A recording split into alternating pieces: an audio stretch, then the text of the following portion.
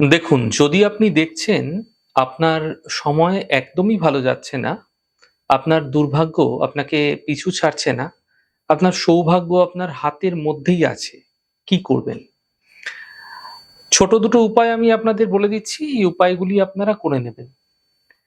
খুব ভালো ফলাফল পাবেন, এই বেশি অর্থ খরচও আপনাকে করতে হচ্ছে না। প্রত্যেক শনিবার দিনে অথবা প্রত্যেক দিনও আপনারা করতে পারেন।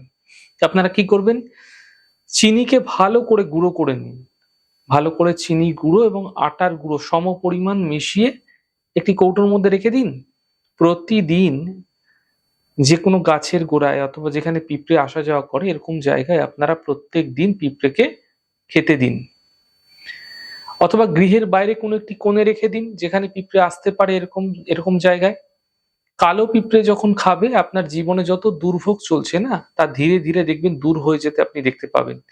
এর সঙ্গে সঙ্গে প্রত্যেক শনিবার অথবা প্রতিদিন কাককে গাঁটিয়া, যে গাঁটিয়া কিনতে পাওয়া যায় সেই গাঁটিয়া আপনারা কাককে খেতে দিন। গাঁটিয়া খেতে কাক খুব ভালোবাসে।